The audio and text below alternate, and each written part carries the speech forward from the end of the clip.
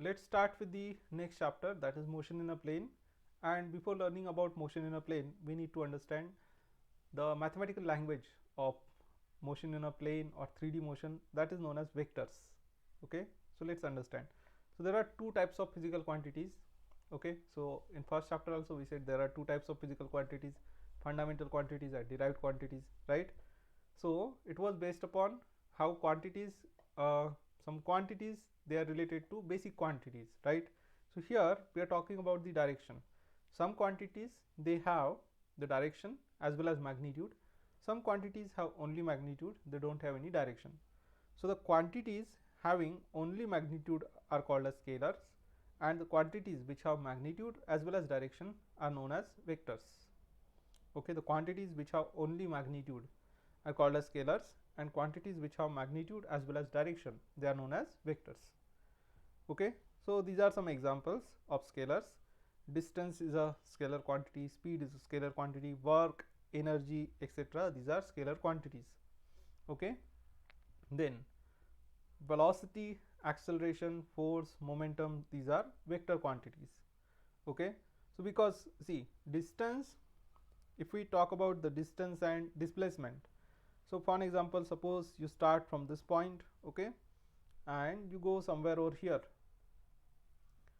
So the distance covered is just length of this path, and this path can go like anything. Okay, it doesn't have a specific direction, right? The path can go like anything, right? So this path can be anything. But what is the displacement? So the definition is shortest distance between start point and end point of motion. So how will you find it out? You will just join these 2 points A and B. So what is the displacement? It is this arrow drawn from A to B.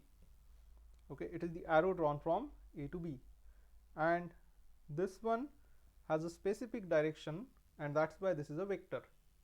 So displacement is a vector, distance is a scalar, right? Then since distance is scalar, speed has to be scalar quantity, because what is speed? Speed is just distance divided by time. Okay, and since displacement is a vector, velocity is also a vector, right? This is very simple.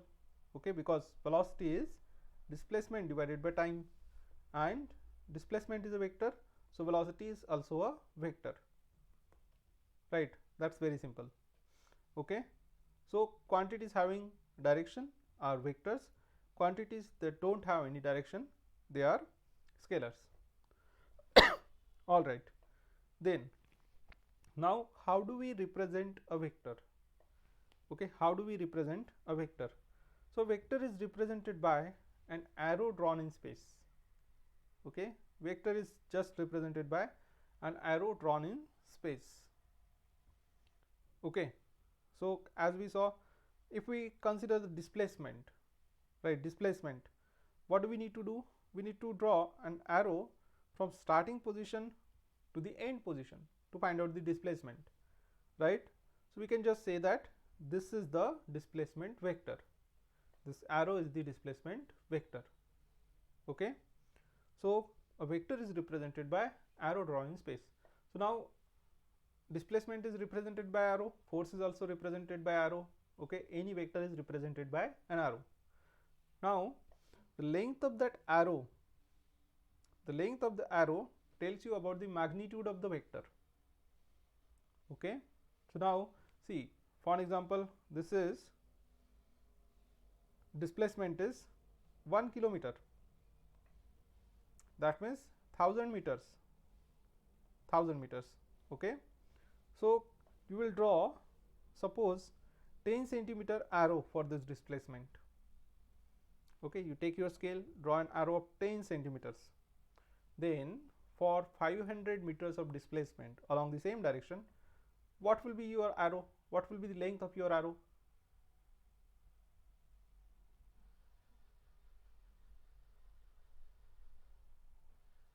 Is this thing clear? Yes, no? For 1000 meters, the arrow that you have drawn, okay, has length of 10 centimeters. So what will be length of an arrow for 500 meters? 5 centimeter. It will be 5 centimeter. Yeah, half of that, right? Very good. So length represents what? Magnitude of a vector. Okay. Now it's uh, your convenience. Okay. It depends on you how long you want to draw it, right? Okay. So suppose this one is a force vector. There is some body and I am pushing that body. I am applying some force. So force is a vector quantity, right? I apply it in a specific direction. So this is a force vector F bar. If I take half of that, what do I get? F bar divided by 2. Okay. Yeah, and also to represent a vector in symbolic form, what we do is we draw an arrow on top of a letter. Okay, so F is a vector. How do I show that? I draw an arrow on top of F. Okay. Right, so this is clear, everyone?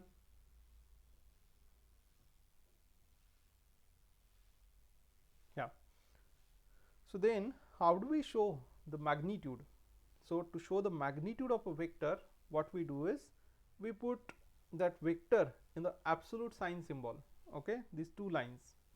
Okay, absolute sign symbol. So this absolute sign symbol means magnitude of a vector. So this thing is magnitude of F bar. And just for an example, suppose this F bar is equal to what? It is 5 Newton. Okay, this F bar is equal to 5 Newton. Then next let's come to the unit vector. Now unit vector means a vector which has magnitude of 1 unit. Okay, unit vector means a vector which has magnitude of 1 unit, right? So how to find it out?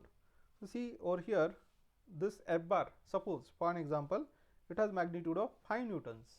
Okay, so 1 unit is 1 Newton. Then if I break it into 5 equal parts, this is 1, 2, 3, 4, 5, right? Each of those parts will be equal to what? 1 Newton force, because this total is 5 units, length is 5 units.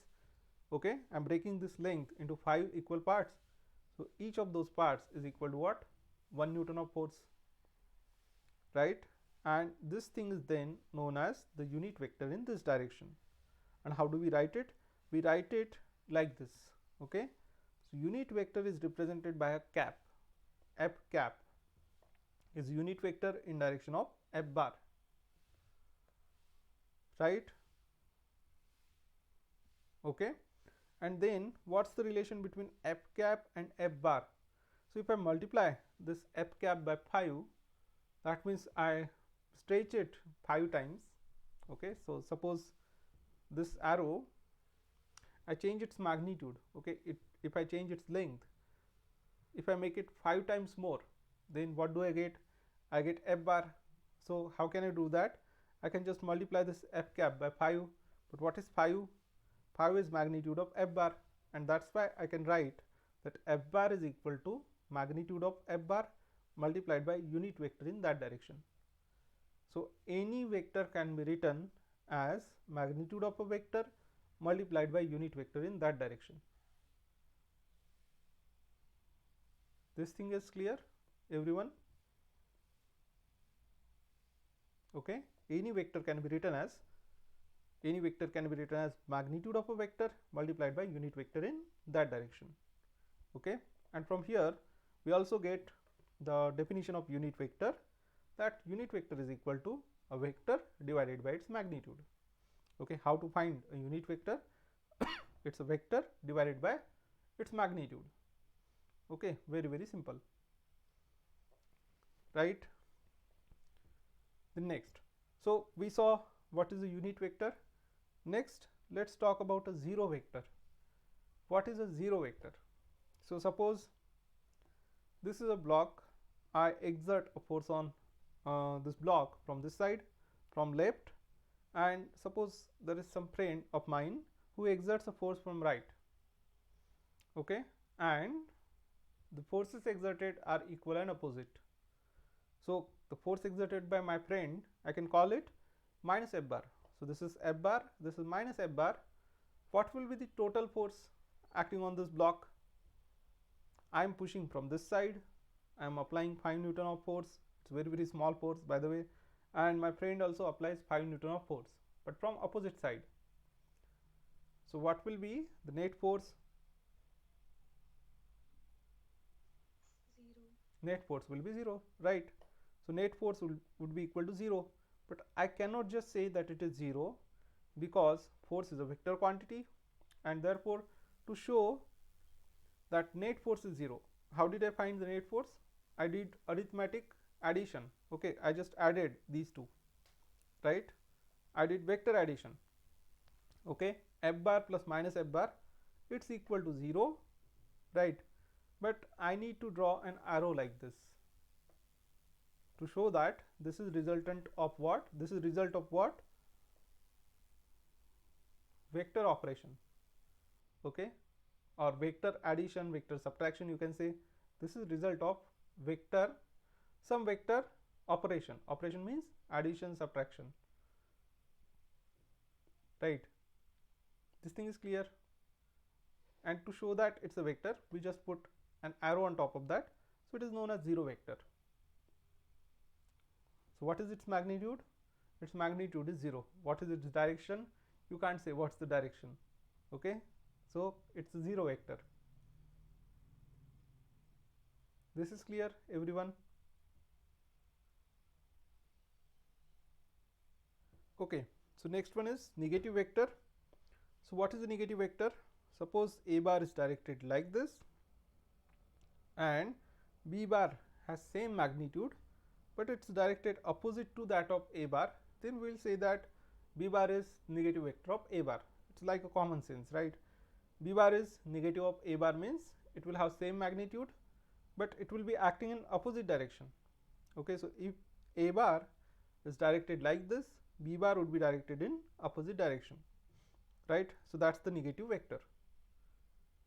Okay, so it's anti-parallel to a bar and has same magnitude as that of a bar. Magnitude of a bar and magnitude of b bar is equal, but direction is opposite. That's it, right? So these are few definitions. And one more thing, equal vectors. When can you say that the two vectors are equal?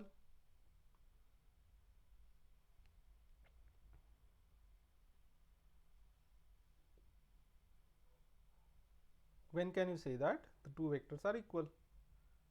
Yeah, their magnitude is same, their direction is same. Then you can say that the two vectors are equal. Very good, right?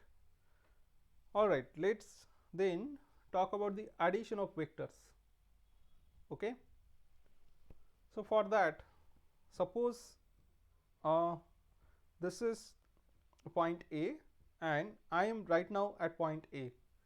Then I start from point A and walk along this straight line and I go to the point B. Okay, then I stop there for a while, then I walk along this straight line, right? So then if you talk about my displacement, so my displacement from A to B is this straight arrow, I can call it P bar. Then my displacement from B to C is this straight arrow, I can call it Q bar. Okay, then what is my net displacement? My net displacement is a straight arrow drawn from A to C, right? Because for net displacement, this would be the starting position, this is the final position. So this is my displacement, I will call it R bar. Okay, and now if we just apply logic, we can say that this resultant displacement must be equal to what? This displacement, okay, which is partial displacement, you can say. This is another partial displacement. So the sum of partial displacements should give me resultant displacement. Okay, sum of partial displacements should give me what? The resultant displacement. This is clear? Yes, no?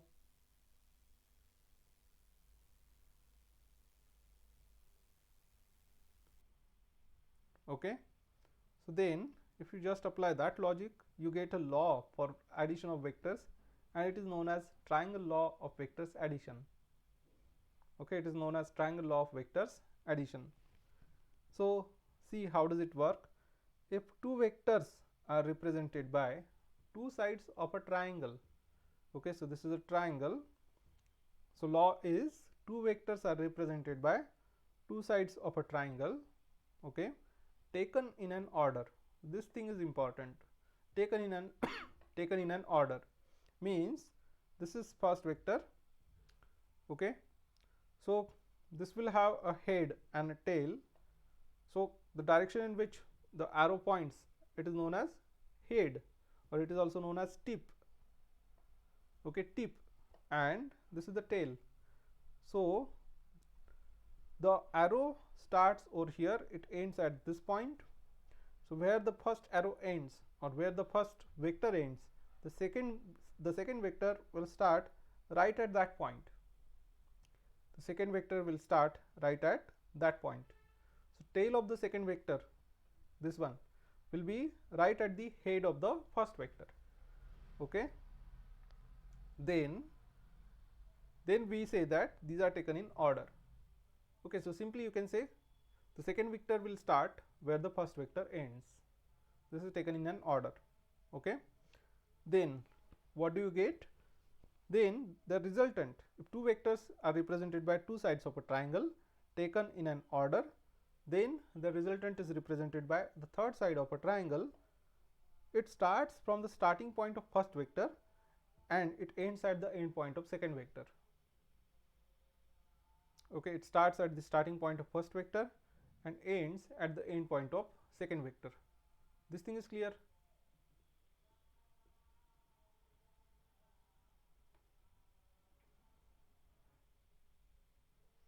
Yes, sir. Yeah, good.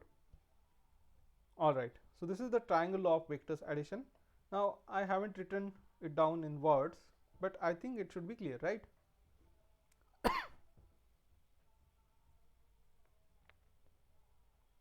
Okay. So then now using the same law, I can subtract two vectors too. How do I subtract two vectors? So see, I have this p bar plus q bar is equal to r bar.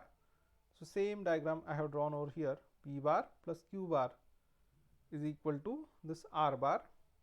Then instead of q bar, what I will do is I will take minus q bar. So see here you see, okay, I will just get rid of this thing. So if this is q bar, this thing would be minus of q bar, right? And to add q bar, I will put q bar at the head of p bar, okay, or you can say at the end point of p bar, but I want to subtract q bar. So what I will do is, in place of q bar, I will take minus q bar and put it at the head of p bar,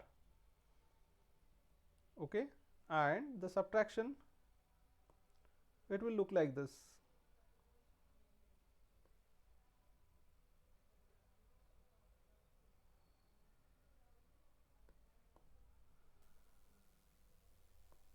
Right. So this is p bar, okay, this was p bar and this was q bar. So in place of q bar, I have kept minus q bar like this. So what do I get? P bar plus minus q bar, and this is the resultant, right? P bar plus minus q bar means p bar minus q bar, and this is the resultant of this operation, p bar plus minus q bar. Let's call it s bar. So s bar is equal to p bar plus minus q bar, that is p bar minus q bar. So you can subtract the vectors also using the triangle law. Okay, this is very simple, right?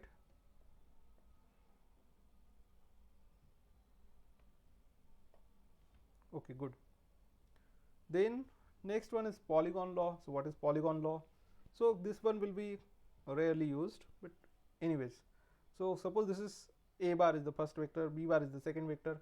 If you add them, you get, suppose, c bar, which is a bar plus b bar. Okay, not c bar, this is a bar plus b bar. Now you add another vector into that, okay. So what will you get? You will get this side, okay. So likewise, what you can do is you can put n vectors along the n sides of n plus 1 sided polygon, okay. Polygon is a shape, geometrical shape, which has more than 3 sides, you can say. okay, or triangle also, it is a special type of polygon, okay, many sides, right? 1 2 3 4 5. So you have four vectors which you have represented by the four sides of a polygon, okay, taken in an order. So taken in an order, this polygon has five sides. So then the resultant is represented by starting point of first vector, the remaining side of polygon, which starts at the starting point of first vector and ends at the end point of last vector. That's it. Okay, this is polygon law.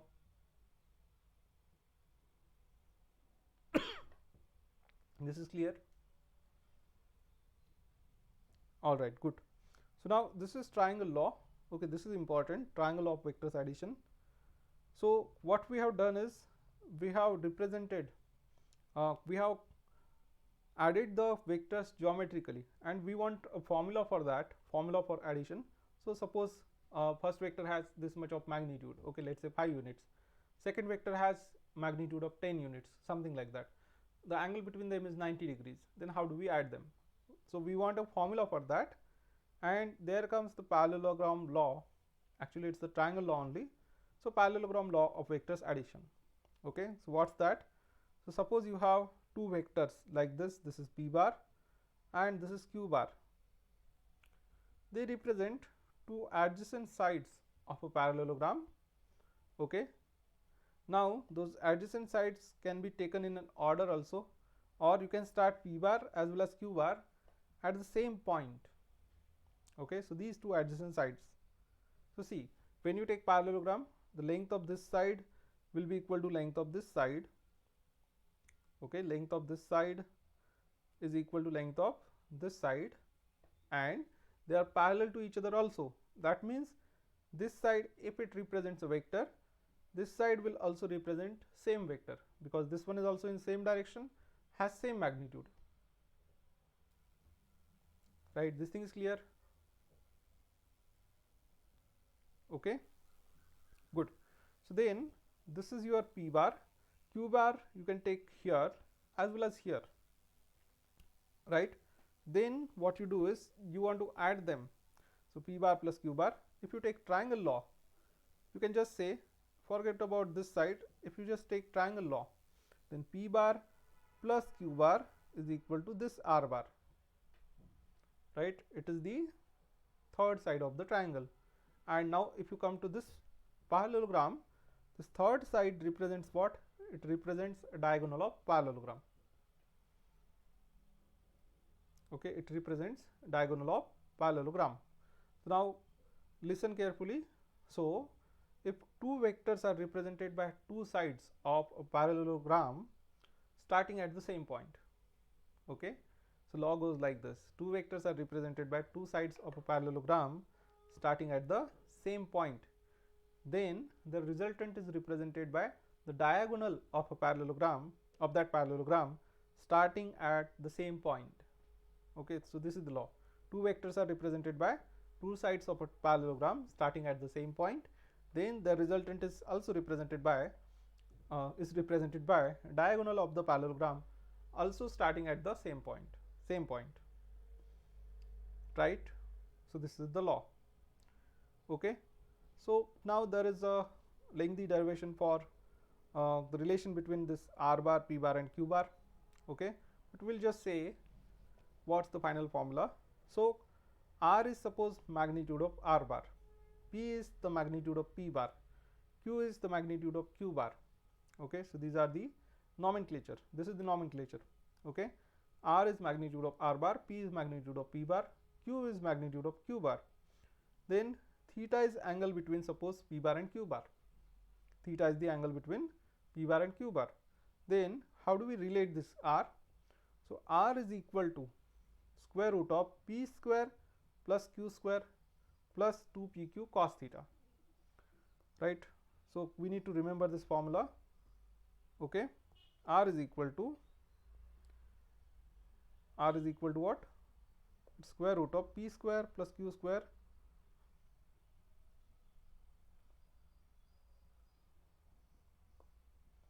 square root of p square plus q square plus 2pq cos of theta. So you can remember it this way: the square root of magnitude of first vector square plus magnitude of second vector square plus 2 times the magnitude of first vector into magnitude of second vector multiplied by the cos of the angle between them. Okay, because if I just say p and q, its meaning should be clear to us. Okay, so square root of magnitude of first vector square plus magnitude of second vector square plus 2 times magnitude of first into magnitude of second into cos of the angle between two, right? So that's the magnitude of resultant. So now see, to know about a vector you need to know its magnitude as well as its direction, right?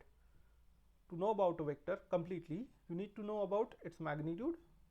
Okay, one more thing, what type of vector it is, okay, whether it is displacement, velocity, okay, force, etc., etc. So to know about a vector you need to know what type of vector it is, its magnitude and its direction, right? So we know now, okay, we are talking in general terms. So this is some kind of vector, okay, p and q are some kinds of vectors. So r, we want to know their resultant. R is the resultant given by this formula. We want its direction now. This is the magnitude. So how can you find out the direction of r? So if you know the direction of p bar, then if you just know the angle that r bar makes with p bar, okay, or angle that r bar makes with q bar, we are calling them alpha and beta respectively. Alpha is angle between p bar and r bar, beta is the angle between q bar and r bar. So if we know those angles, then we know r bar, right, because we know the magnitude. Okay, so the angle is given by, it's given by this formula. Okay, so it's derived here, but you need to remember this formula directly. So alpha is what? Angle between p bar and q bar. Sorry, what did I say? P bar and r bar. Alpha is the angle between p bar and r bar. So how will you find it out? It's tan inverse of q sin theta.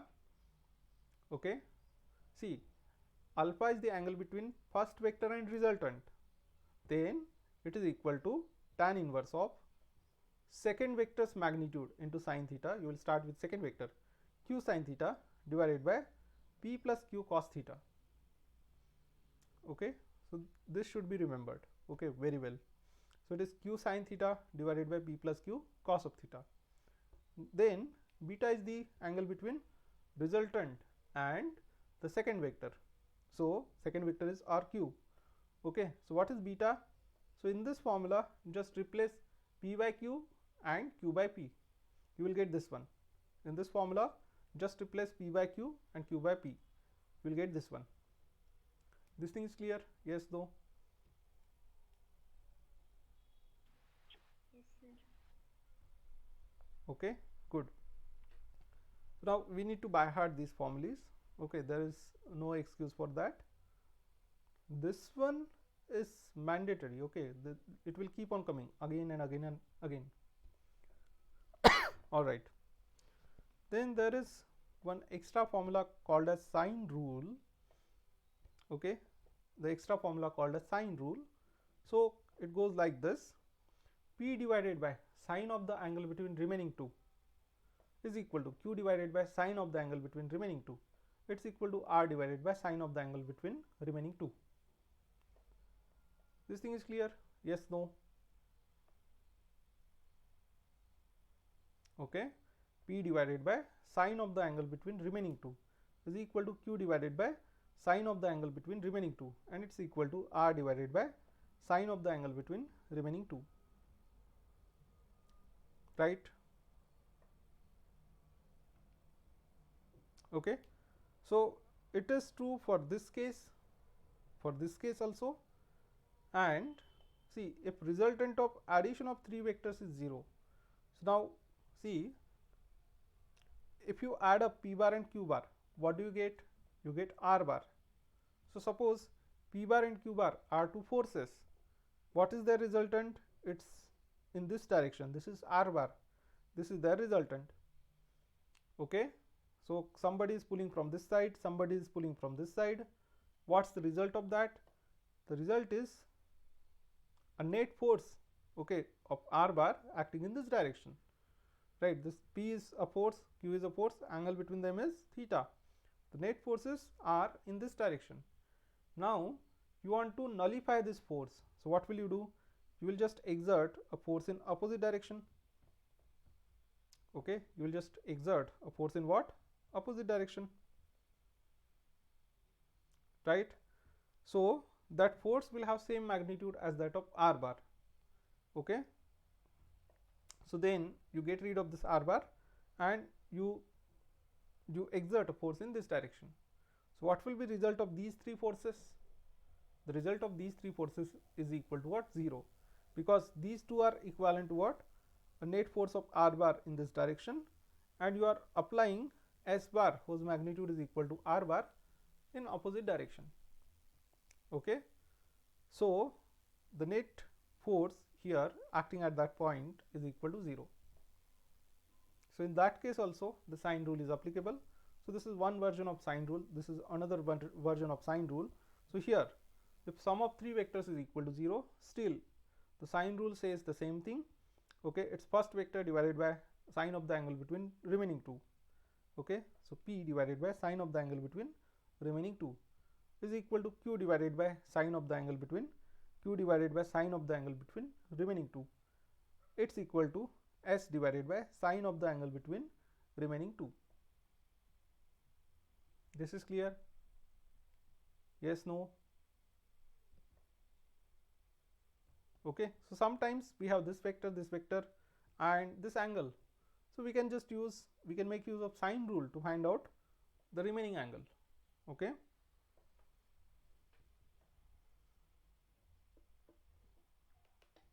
Right? Now let's just discuss a small point, which is relation between the magnitudes. So suppose these vectors are collinear. Collinear means what? They are along the same straight line. Collinear, linear means along the same straight line, right? So collinear vectors or parallel vectors, r bar is just equal to p bar plus q bar, okay? Sorry, if r bar is equal to p bar plus q bar, magnitude of r bar is just equal to magnitude of p bar plus magnitude of q bar, okay? And this is like a common sense. If you have this vector, okay, for an example, suppose I start from this point, I walk 5 meters along a straight road, and then I keep on walking 3 more meters, okay, 3 meters more. So what will be my net displacement? It will be 5 plus 3, that is 8. So this is along same straight line, okay? This first vector plus second vector, if I add them up, the resultant will be what? Just the algebraic addition of the two, okay? So 5 plus 3, that's it. So magnitude of resultant is just sum of magnitudes of the two vectors, 5 plus 3, that's it. This is clear? Okay, so this is a specific case where magnitude of resultant is just equal to sum of the magnitude of the two vectors, okay? And in all other cases, the magnitude of resultant will be less than the magnitude of sum of the magnitude of the two vectors. In every other case, this resultant, okay, its magnitude of r bar will be less than the sum of magnitudes of p bar and q bar. So r bar's magnitude is less than magnitude of p bar plus q bar, and if you combine these two, you get this general relation. In general, magnitude of r bar is less than or equal to magnitude of p bar plus magnitude of q bar, okay? So we need to remember this, and this one has a name. It is called as Schwarz inequality, but we don't need to care about that. So this is clear, everyone? All right, very good. Okay, so then next come to another important point, which is the resolution of vectors. So what is resolution? Resolution is nothing but representing a vector in terms of sum of two or more vectors. So for an example, here if I say r bar is equal to p bar plus q bar, then I say that this r bar is resolved into p bar and q bar. So what is resolution? Writing a vector as sum of two or more vectors is resolution of a vector. Then this one is known as resultant, and these two are known as components of r bar.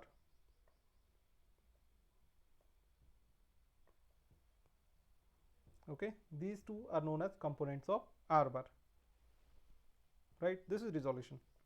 Then now we are interested in an important type of resolution, that is resolution in rectangular components. So what do you mean by rectangular? Rectangular means perpendicular. Okay, resolution in perpendicular components. So suppose this is r bar and I draw some x axis and y axis. So suppose this is my x axis, this is y axis, and I draw a vector starting from origin. This is r bar, and I want to represent it as sum of two vectors, one along x axis and one along y axis. If I do that, that is known as resolution in rectangular components, means perpendicular components, right? So this was general type of resolution. Okay, the angle between p bar and q bar was theta not equal to 90 degrees. Here the angle between these two components is equal to what? 90 degrees. So rectangular means perpendicular. All right. So then see, what I can do is I can just draw perpendiculars from the tip of r bar on x axis and y axis, and if I take this vector then and this vector, so this one I will call rx bar, okay, which is along x axis. The vector that is along y axis I will call it as ry bar. If I add rx bar and ry bar, what do I get? I will get this r bar. Okay, I will get this r bar, right? Why? Because this is a parallelogram, right? Rectangle is also a parallelogram, okay, spatial parallelogram, right? So if I add this side plus this side, I mean vector represented by this side and this side of a parallelogram, then what do I get? A vector which starts at the same point as that of these two, okay, and it's along the diagonal. Okay, the resultant is along diagonal and it starts at the same point. This thing is clear? Yes, no, everyone? Okay, then see, we just saw that a vector can be represented as what? Its magnitude multiplied by unit vector in that direction. Okay, so rx bar, if I want to write rx bar, it is rx multiplied by unit vector in that direction. So I am writing unit vector in rx bar's direction is x cap, okay, and unit vector in ry bar's direction I am calling it y cap. So how can I write r bar? R bar is just equal to rx into x cap plus ry into y cap, right? R bar is equal to rx into x cap plus ry into y cap, okay. But then this x cap and y cap, we don't call them as x cap and y cap. Sometimes we might call, but they have got specific names, okay. The unit vectors along x, y and z axis are known as I cap, j cap and k cap respectively, okay. Unit vectors along x, y and z axis, they are represented as they are called as I cap, j cap and k cap respectively, right? So therefore what I will do is, in place of x cap I will write I cap, and in place of y cap I will say it's j cap, okay. All right, and therefore r bar is equal to rx into I cap plus ry into j cap, right? Then if you see over here, see, think about this triangle, okay. This angle is theta. Now see, theta is the resultant between, sorry, theta is the angle between r bar and rx bar, okay. theta is the angle that this vector makes with the x-axis. Okay, so don't get confused with this theta and the other theta. Okay, other theta was angle between p bar and q bar. This one is angle between what? Resultant, or you can say just a vector which we are going to resolve. Okay, so it's angle between that vector and the x-axis. This is theta, right? So you see here in this triangle, if I take this triangle, length of this side is r, length of this side is rx, length of this side is ry, right? And therefore what will be cos of theta? So it is adjacent side divided by hypotenuse. So cos theta is equal to rx divided by r, rx divided by r, right? So you can move this r on this side. So you get rx is equal to r cos theta, right? Then what is sin theta? Its opposite side divided by hypotenuse. So it is ry divided by r. Sin theta is ry divided by r, and therefore you want ry, take r on that side, so you get ry is equal to r sin theta, right? And then you can just apply the parallelogram law of vectors addition. Okay, and you will get r is equal to square root of rx square plus ry square plus 2 times of rx into ry into cos of theta, but angle between them is 90 degree. So cos 90 we know it's 0. So therefore you will get what? R is just equal to square root of rx square plus ry square. So this is one way. Other way, you can just say that this is in this triangle, you can just apply the Pythagoras theorem. So you will get rx square plus ry square is equal to r square, and therefore r will be equal to what? Square root of rx square plus ry square. Okay, right? So this is the magnitude of resultant, or this is magnitude of a vector in terms of its components along x and y axis. And now suppose you want to find out this angle theta that it makes along the x axis. What will be this theta? So you have rx is equal to r cos theta, ry is equal to r sin theta. You just divide this one by this one, so you get tan of theta. See, on right hand side, if you divide r sin theta by r cos theta, you will get tan of theta. Tan of theta will be ry upon rx, right? Tan of theta is ry upon rx. So what will be theta? So theta will be tan inverse of ry divided by rx. Okay, this thing is clear, everyone?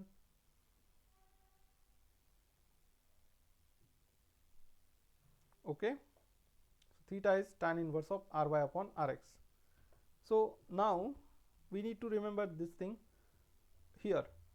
What is rx? Rx is r cos theta. What is ry? Ry is r sin theta. When theta is the angle made by the r bar with the x axis. Okay,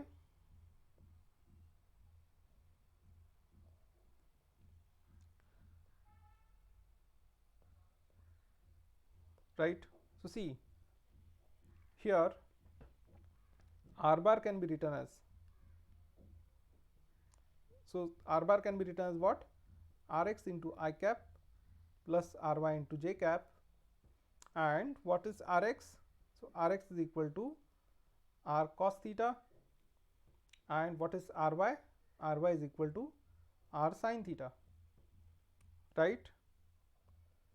But then now if I do this thing, if I say that theta is the angle between not r bar and x axis, suppose it's angle between r bar and y axis, then what will be the rx and ry? Tell me.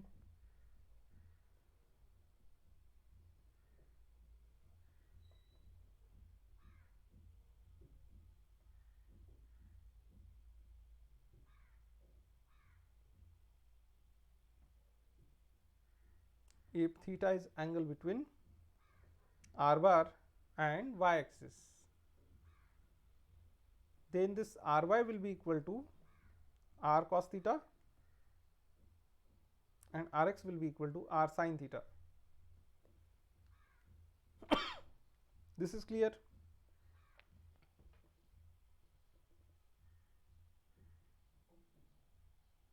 Right? So now how will you remember it? So every time you resolve a vector, just think of it like this way. So while resolving, suppose you are going suppose you are starting from this vector and you are going towards this component. If you are moving through the angle, then it is cos component. Okay, it is cos component. If you are moving away from the angle, it is sine component. Right? Through the angle is cos component, so Rx is equal to R cos theta. Away from angle, it is sine component, so Ry is equal to R sin theta. Okay, through the angle is cos component, away from angle is sine component. Here the angle is changed, right? This angle is theta.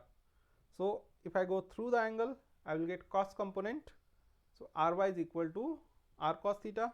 If I go away from angle, I start from this vector, I go away from the angle, I will get sine component. So Rx is equal to R sin theta. Okay, this is clear, everyone?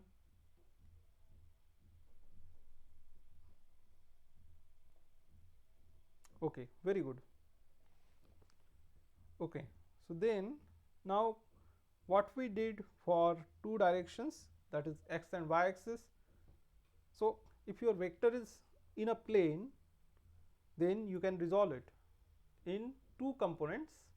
If vector is in space, then you have to resolve it in three components.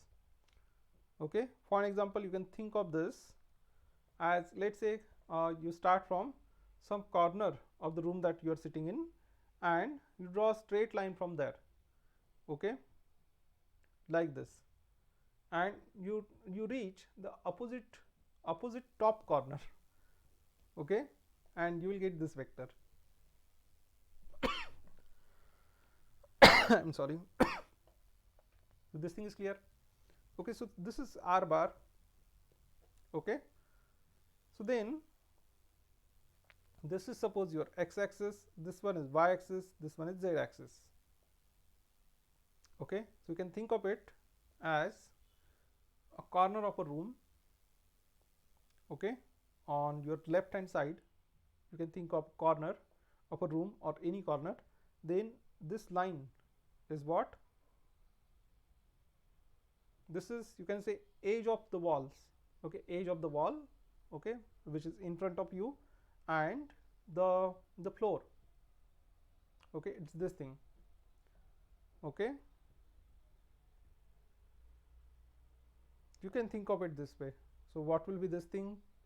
Y axis, it is again the edge of this wall that is in front of you and which is towards left hand side of you.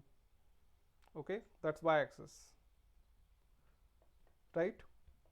And then the wall which is on left hand side of you and the floor, the edge of those is z axis, right? This is just for the sake of understanding. Then this is your r bar. R bar is any vector in space. It can be resolved in three components. So how will you resolve it? So r bar can be written as rx into I cap plus ry into j cap plus rz into k cap, and its magnitude is given by square root of rx square plus ry square plus rz square. Okay, its magnitude is given by square root of rx square plus ry square plus rz square, right? So this is clear, everyone? All right. So then next let's come to this point. Now suppose I do resolution and I want to find out the unit vector.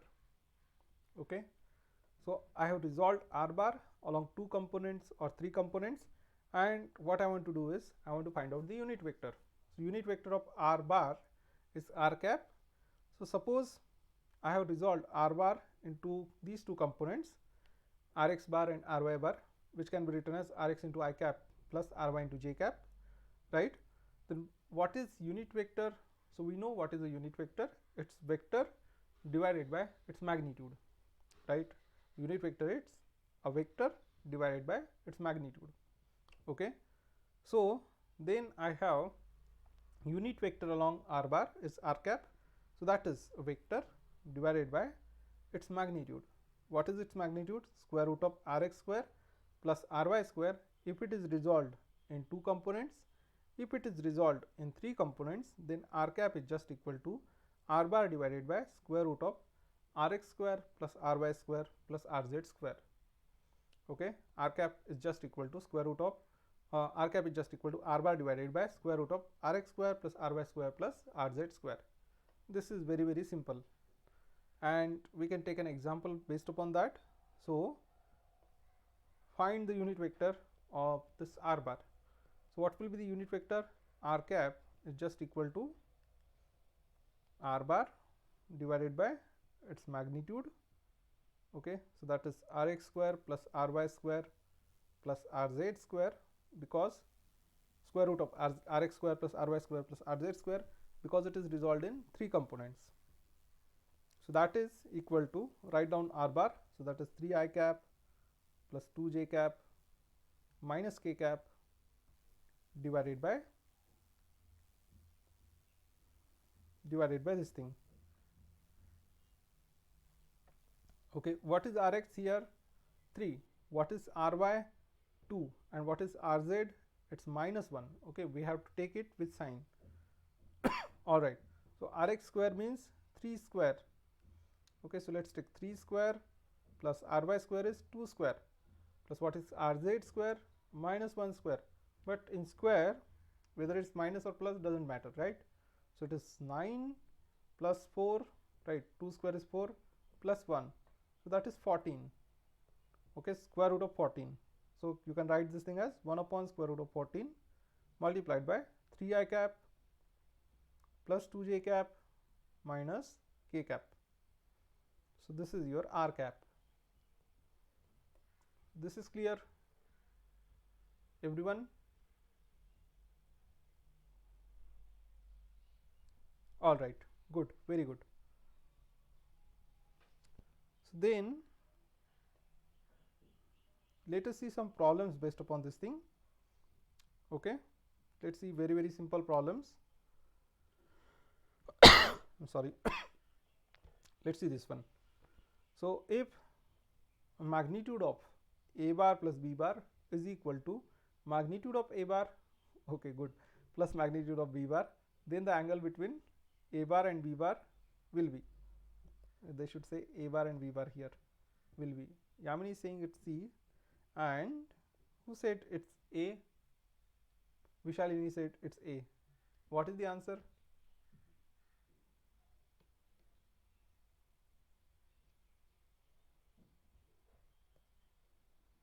It's option C. Okay, so we just discussed that, for an example, suppose I walk along a straight line, okay, and I cover distance equal to A. I keep on walking along same straight line, and now I cover distance equal to B. So if I add this A bar plus B bar, these are my partial displacement, I will get total displacement, okay, which is this much. So what is its magnitude? So magnitude of A bar plus B bar is just equal to sum of magnitude of A bar and B bar, right? So this is true when angle between them is 0. Okay. If you like, you can check it also. So let's say R bar is equal to A bar plus B bar. So what is R? We know it is square root of A square plus B square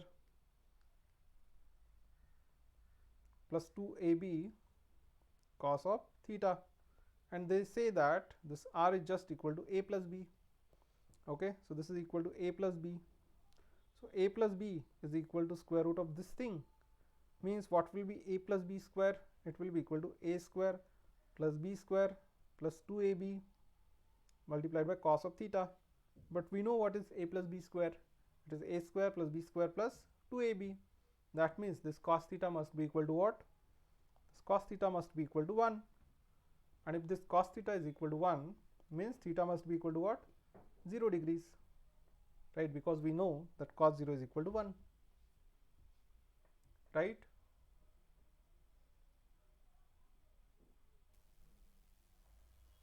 Yes, no, Vishalini? Okay, good. So now this is inefficient way of solving this. We should know this. Okay, that's why I have made that note earlier. Okay, we should know this, right? All right. So in every other case, the magnitude of a bar plus b bar is less than sum of magnitudes of a bar and b bar in every other case. Okay, when angle is 0, then only it's equal, right?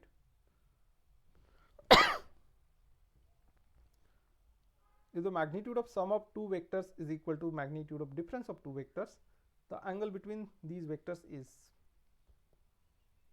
okay, if magnitude of sum of two vectors is equal to magnitude of difference of two vectors, then the angle between these two vectors is, tell me. 90 degrees. It will be 90 degrees. Yes, sir. Okay, so this thing, yeah, it is also possible in only one case. The angle between these vectors is 90 degrees. Okay, why? You say that a bar plus b bar, its magnitude is equal to a bar minus b bar, its magnitude. Okay, so you can think of it this way.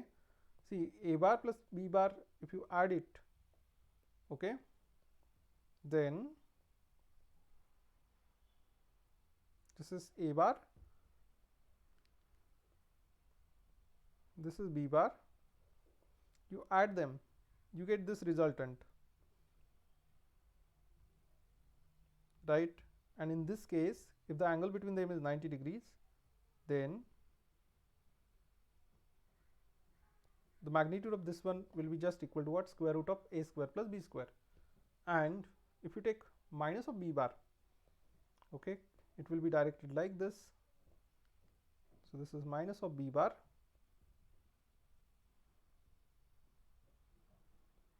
so this is minus b bar. So what will be a bar minus b bar? It will be a vector directed like this, right? It will be a vector directed like this using the triangle law. So this is your a bar minus b bar. Okay, so let's call this one as a bar plus b bar and this one is a bar minus b bar. Okay, and you can very easily see that if angle between a and b is 90, then angle between a and minus b will also be 90. So the magnitude of this side is what? Square root of a square plus b square. Magnitude of this side will also be equal to square root of a square plus b square. Okay, this is clear? Yes, no? Everyone? Okay, so that's why angle between them has to be 90. Okay, very good, Indusha. Okay, good. And this is from NEET 2016. The other one was long back, 2001. All right, let's see next one. Two vectors have a resultant equal to either of the two. The angle between them is. So let's solve this one. So two equal vectors have resultant equal to either of the two. So I don't like framing of this question. So they should have said two vectors with equal magnitude, because if they say two equal vectors, what does that mean? Angle between them is 0, right? So framing is incorrect. They should say two vectors with equal magnitude. Okay, so that's what it is in the question. These are two vectors with equal magnitude. These are not two equal vectors, because they are asking about the angle between them. Got it? Yes, no?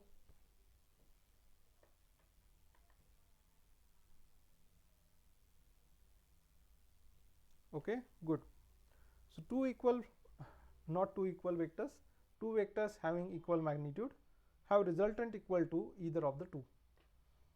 Okay, so let's say magnitude of A bar is equal to magnitude of B bar, and that is equal to, you can say, R, because R's magnitude is equal to what? It's equal to magnitude of either of them, that is magnitude of A or magnitude of B. So what is R? It is A square plus B square plus 2AB cos of theta, right? And because A is also equal to R, B is also equal to R, okay, and that's why you can replace everything by R. So it is R square plus R square plus 2 times of R times R, that is R square, into cos theta, and then you can square this. So this will be 2R square plus 2R square cos theta, or you can say 2R square square root of 2R square 1 plus cos theta is equal to R. And if you take square of this thing, then you will get 2R square. R square will be equal to 2R square 1 plus cos theta. R square and R square you can cancel it out. Okay, so you get 1 plus cos theta is equal to half. Take 2 on other side. So 1 plus cos theta is half, means cos theta is minus half. So tell me which is this angle? Cos theta is minus half for this one. So option C, 120 degrees, right?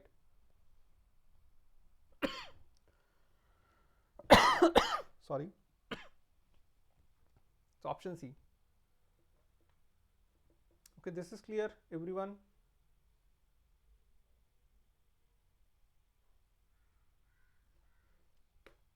Right, good. So here you need to remember that in second quadrant cos is what? Negative. So 120 lies in the second quadrant. Okay, so that's why it is 120. Or you can remember cos of 180 minus theta is equal to minus cos of theta. Okay, so your theta is 60 degrees, right? So then cos of, or theta is 60 degrees, then 180 minus theta will be what? 120 degrees. So what will be cos of 120? It's equal to minus cos of 60 degrees.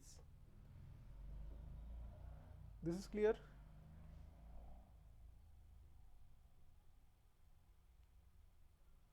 Okay, this one also you need to remember, right? There are some trigonometric formulae that I have shared, you need to remember them. All right, or if you don't remember you can calculate it, but calculating is lengthy, that's why. Okay, let's see next one. Which of the following is not a vector quantity? So weight, nuclear spin, momentum, potential energy. Which one is not a vector quantity? Tell me.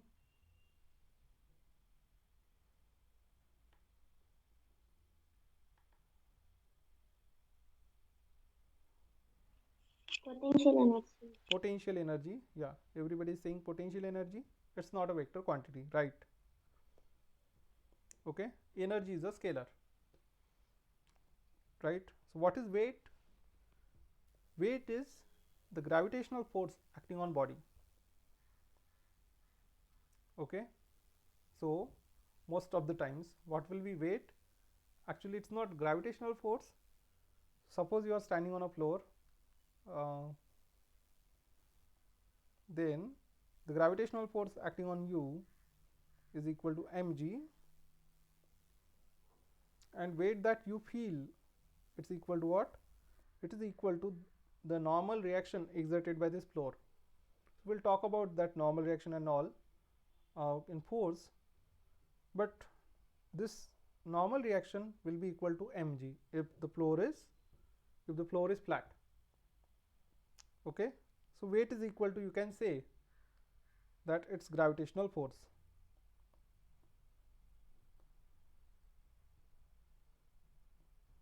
right? And force is a vector quantity, so this is a vector. Momentum is mass times velocity, so this is a vector, right? Nuclear spin, maybe you know about it, maybe you might not know about it. Okay, but it is a vector quantity. Okay, it comes from angular momentum. It's related to angular momentum. Sorry. So potential energy, once you spot energy, it's a scalar quantity. Okay, you tick on that, right? Very simple. Let's see next one. If a bar, okay, so one more thing, vectors are represented by arrows on top of letters, right? They are represented by arrows, or they are also represented by bold face letters. So this is bold face. These bold face letters means these are vectors. Okay, this is clear.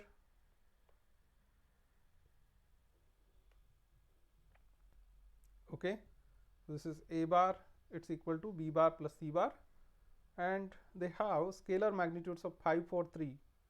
So magnitude of this one is 5, this is 4, this is 3. Then the angle between a and c is, what will be angle between a and c?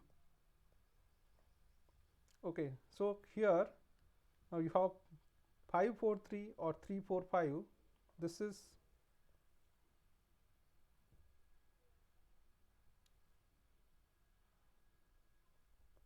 a popular right angle triangle, 3, 4, 5. Okay, the ratio of three sides are 3, 4, 5.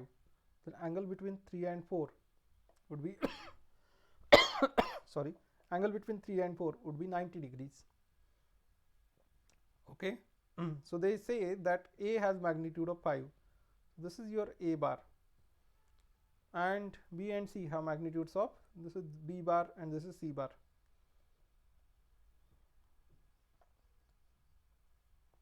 A bar is equal to b bar plus c bar. This is given, right? A bar is equal to b bar plus c bar. This is given, and they have magnitudes of 5, 4, 3 respectively. Respectively means magnitude of a is 5, magnitude of b is 4, and magnitude of c is 3. And what is the angle between a and c? That's very simple. Tell me, if this angle is theta, then what can I say? Cos of theta is equal to magnitude of c divided by magnitude of a, right? And then what is c? So the ratio of these two is 3:5, these two sides. Okay, 3:5. So cos theta is equal to 3/5, and therefore you have theta is equal to cos inverse of 3/5. Okay, so it is option A, right? This is clear, everyone?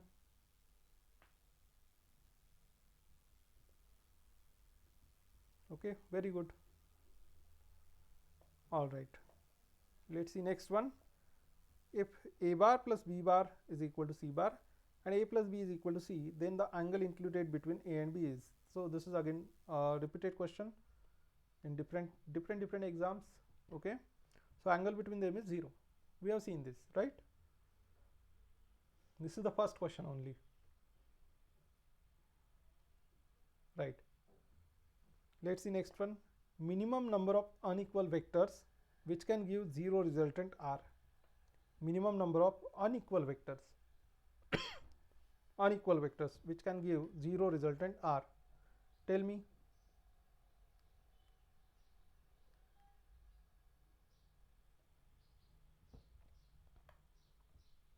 So option A, 2. Okay, is everybody else convinced with Vishalini? Option A, 2.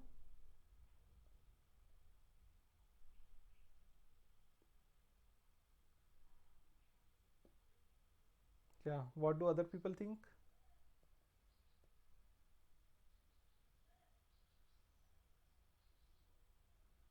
You want 0 resultant. So suppose you have these two vectors. This is a bar and this is b bar, and b bar is equal to minus of a bar. Okay, so if you add up a bar and b bar, then what will be a bar plus b bar? It's equal to 0, right? Because b bar is equal to minus a bar. So it is 0 bar right? Okay, this is clear. So the answer of this one is 2. Sorry.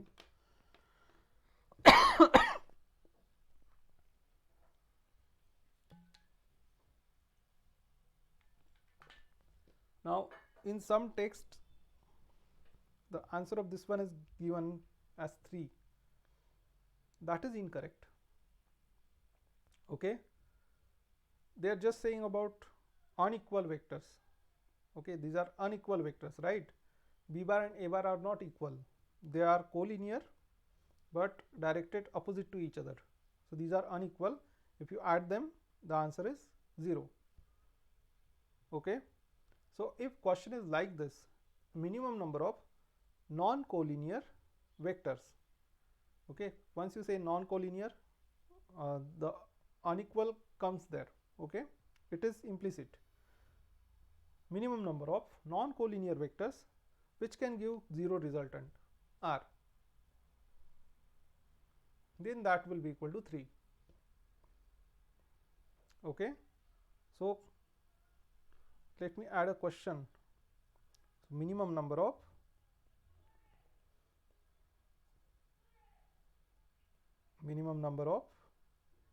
non-collinear vectors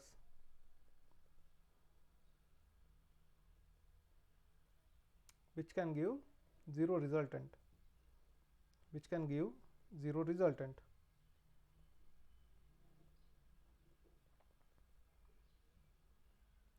and it's equal to 3. Okay, so now that is simple.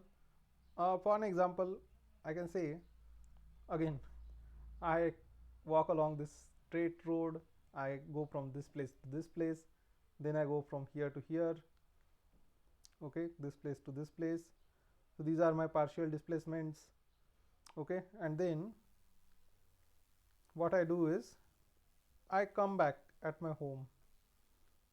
Okay, that's what we do every day, right? What is our displacement? Net displacement, it is 0. So if you add up this displacement plus this displacement plus this displacement, then what will be sum of them? Sum of them will be equal to 0. So how many vectors do you need here? If they are non-collinear, you need 3 vectors. Sorry. This is clear, everyone?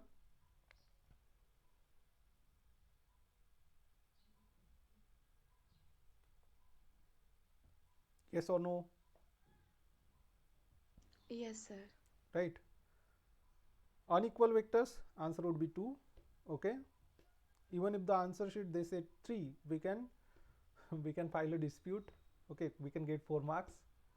Right, you know that if some question is wrong, it doesn't happen in NEET, but if it is wrong, then we can file a dispute and we can get, everybody will get 4 marks. Okay, all right. Sorry, let's see next one. There are n coplanar vectors. Coplanar means they are lying in the same plane, each of magnitude v. Each vector is inclined to the preceding vector at an angle of 2 pi by n. What is the magnitude of their resultant? Okay, tell me this one.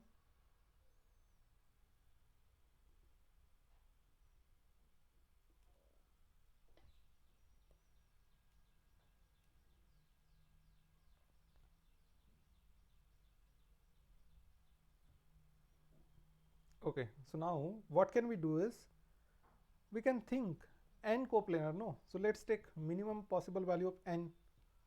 Okay, so if they are vectors, that means minimum possible value will be 2 only. So they have equal magnitude, right? And the angle between them is 2 pi by n. This b bar and a bar, they have equal magnitude. Angle between them, is it 2 pi by n? So for two vectors, for n equals to 2, theta will be equal to 2 pi divided by n, means 2 pi divided by 2. So that is pi. Pi means 180 degrees. So is the angle between a bar and b bar 180 degrees? Yes, it is. What is resultant of them? It's 0.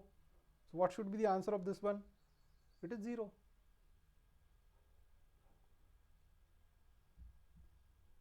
Right? So this is actually a theorem in maths, okay, and they converted this one to a question. Okay, but this is clear. We need not know about that theorem. We can just take smallest value of n and solve it. That's it. Okay, you can take, if you like, n equal to 3. Okay, n equal to 3 you can take. So for n equal to 3, what will be the angle between them?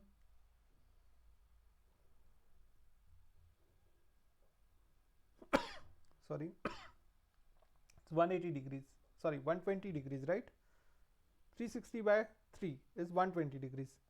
So angle between them is, will be 120 degrees. So 120, 120 and 120.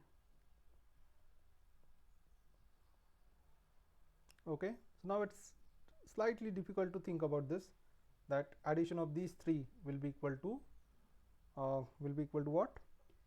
0. But you can think of it like this way. So first one was going like this. Okay, it was directed in this direction, towards right. The second one you can draw at 120 degrees to this one. Okay, if you draw it like this at 120 degrees and has a magnitude same as that of this one, you will get this vector, second one. Okay, this angle is 120 degrees. Then you draw third one. So second one was going like this, third one is directed at 120 degrees and has magnitude same as that of second one. So if you add it up, what will you get is an equilateral triangle. Okay, you will get an equilateral triangle, right, if their magnitudes are equal and if you tilt it by 120 degrees. Right, this is clear. It's very simple to think about this. See, the first vector was going this way. Okay, then you are tilting it by 120 degrees. So what will be angle between first vector and this vector? It will be 120. But what will be angle between this line and this line? It's 60 degrees. Okay, that means angle between first and second is 60. Then you draw the side having angle of 60 degrees to this one. What will you get? This angle is 60, this angle is 60, and these sides are equal. That means this line will meet at this point, right? It is going to be a triangle because this is 60, this is 60, and these three sides are equal. So it will meet at this point, and this is going to be an equilateral triangle, right? Sorry, and that's why the resultant will be 0. This is clear, everyone?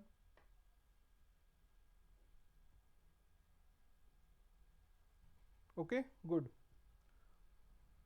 All right, so you can check it for any number of n. Okay, so let's see next one.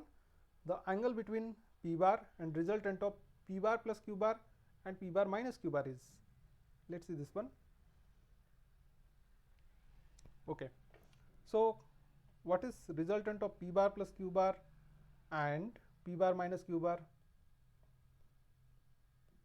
Just add it up. So this q bar and minus q bar gets cancelled out. So this is just 2p bar.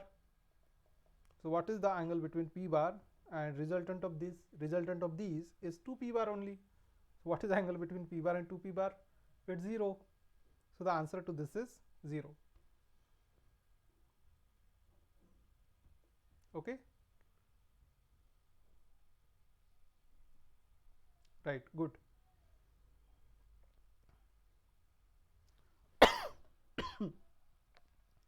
Okay, so let's see this one. Square of resultant of two forces of equal magnitude is equal to 3 times the product of their magnitude. Okay, so square of resultant of two forces of equal magnitude. So let's say you have two forces F1 and F2 and their magnitudes are equal. So we'll just say F1 is equal to F2. So square of resultant of two forces is equal to 3 times the product of their magnitude. So that means if you do r bar, which is equal to what? R bar is equal to f1 bar plus f2 bar. Then this r is equal to 3 times of f1 f2, 3 times the product of their magnitude. But f1 is equal to f2, and you can just say that it's equal to f, right? So what is r? Square root of f1 square plus f2 square plus 2 f1 f2 cos theta. So this is equal to 3 times of f square, because f1 is equal to f2 and we are calling it as f. Okay, so then what is this thing? This is f square plus 2 times f1 f2. Okay, that is f square, right? So this is f square plus f square, that means 2f square plus 2f square into cos of theta. Square root of this is equal to 3 times f square. Sorry. Yeah, square of the resultant. Oh, no, square of the resultant. Not this thing, square of the resultant. This thing. Okay. Then what do we get? This f square we can cancel out everywhere. Then it is 3 minus 2 means 1. So 2 cos theta is equal to 1. That means what is cos theta? It's 1 by 2. And therefore what is theta? So cos theta is 1 by 2 means theta is equal to 60 degrees. Right? So this is the answer. Okay, this is clear. All right, good. So then there are some homework questions, okay, based upon vectors. Some simple questions will be there. Please try them. Okay, and we'll stop here.